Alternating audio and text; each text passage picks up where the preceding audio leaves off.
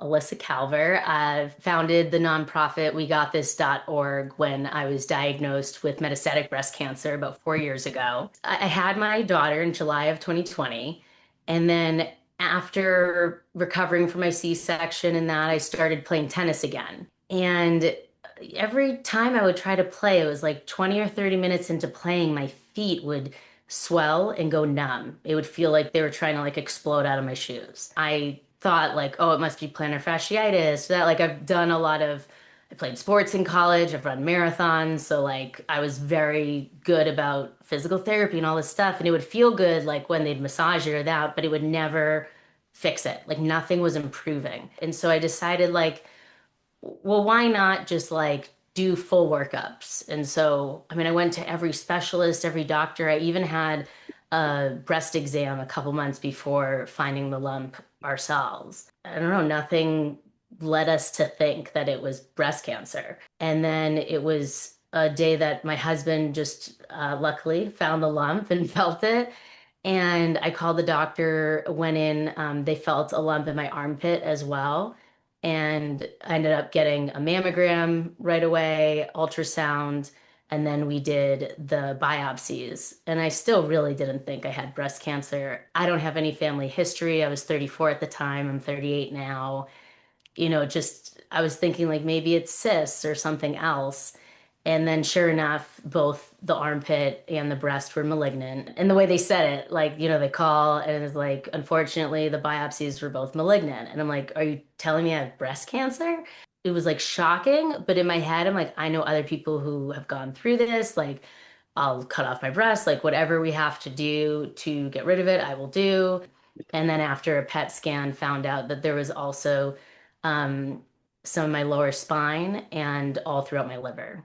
And it was after the PET scan of like understanding that I don't understand actually any of it that I realized that it was stage four. The feeling once it was stage four was where it really shifted to like trying to understand that I'm essentially like a cancer patient for the rest of my life. By the time I was diagnosed, I wasn't told I was going to die tomorrow, but I was told that there was an 80% chance that I would die within 5 years.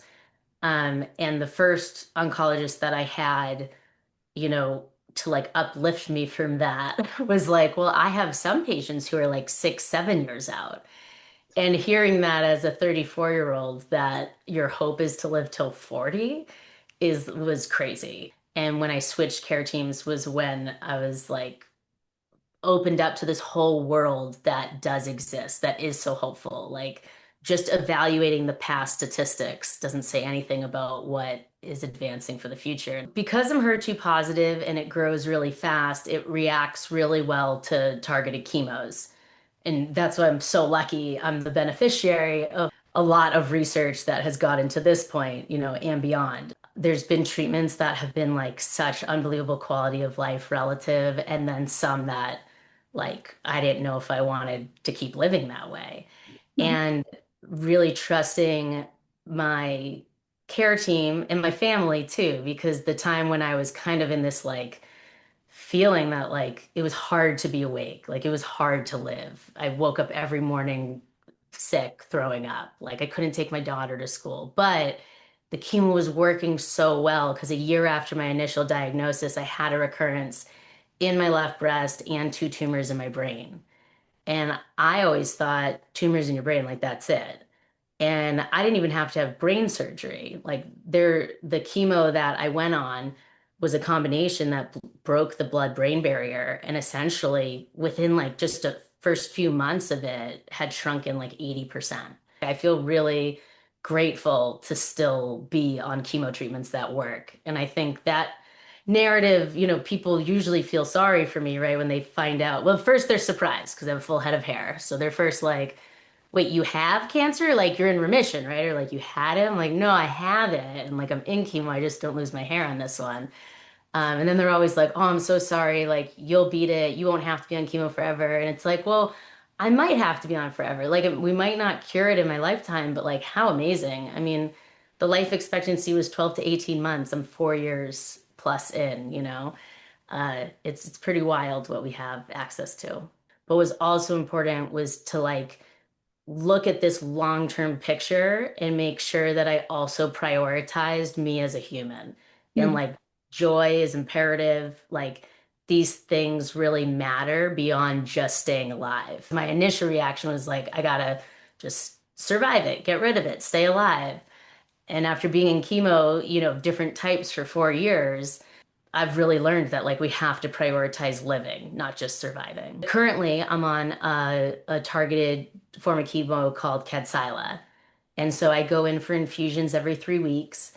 I also take an oral medication that's a like drug conjugate that I can't say as well as doctors. But I take that twice a day also, and it's been working really well. I've had, a few, like last week I had to get a blood transfusion because of becoming a bit anemic on it. So we're going through some of those side effects. A lot of it is having a team that agrees with you that your quality of life is equally as important as the effectiveness. And so ever since that initial, the kind of the treatment I was on after my blood tumors, so like a year in, and going through, I was on it for 6 months up until my doctor could visibly see I was like deteriorated. And I said, like, I don't know that I want to keep living this way. And she's like, we can do other things. Like, it's working on your cancer, but you need to live too. And so I don't feel as anxious now throughout my treatment because I know that I am comfortable speaking up and that my family and my friends and my care team, like, they care and will listen. My husband and I think that we kind of naturally fell into trying to be as appropriately open with my daughter as we could, given what ages she was at. So, like, when she was 1, I know my husband and my mom were like a little nervous for me to go shave my head and for Ellie to see it, and like worry like she'd get scared or something because I had very like longer hair than I have now and it was coming out in clumps and I was like, I don't want to do this, like let's just get it off. So I was like, I'm going today whether you guys are ready or not.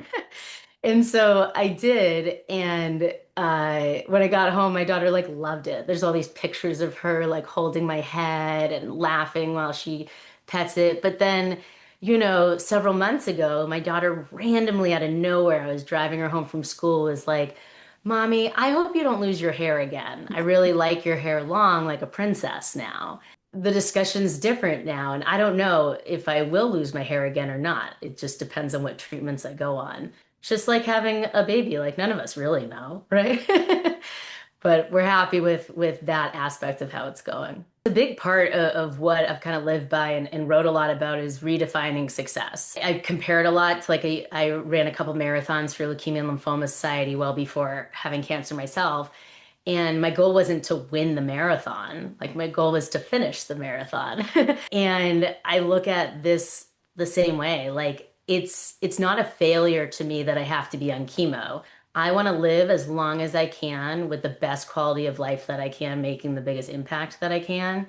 And what you decide of like where that finish line is up to you. It's very personal and individualized how we view terms like survivor or thriver or remission, no evidence of disease. A lot of that stuff I don't really get to say. Like ringing the bell. I did ring the bell after the first 8 rounds of chemo.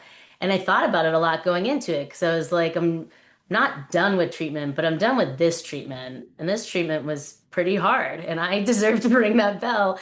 And I rang it so hard that I actually broke the bell.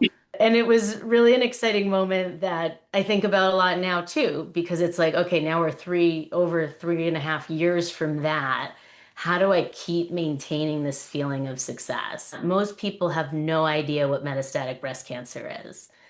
Most people haven't heard the terms HER2 positive or triple negative, and those are the things that are actually a lot more deadly than what we usually talk about. And I think, that might be why it's overlooked sometimes. But I hope that I'm a testament to that it's not hopeless. Like we have a lot happening that, nearly 100% of breast cancer deaths happen in stage 4, but only 2 to 4% of breast cancer funding goes to it. And I really think it's a lack of real understanding and awareness. I felt like I was living like I was dying because it was like I do all the things. And I've really made an effort at living like I'm alive. And so now I do all the things just all the time, as much as I can. I just released actually in June, I wrote a book last year that officially got published called We Got This, How I Learned to Thrive with Terminal Cancer. So a big goal over this year is to really be able to leverage a lot of the content I've worked so hard on, you know, promoting and advocating for this idea of thriving and living fully, whether you have cancer or not. The past few years, I didn't think that way. I didn't think I was dying, but I was racing to make sure that like the thing I wanted to exist happened. And now I'm like, well, let's like, think like a regular person again and go towards the career of making the biggest impact I can through all these other things. And so I'm excited to feel that way. Uh, and going into this fifth year too, I mean, once you hit five, that's definitely a big milestone. So I plan on celebrating.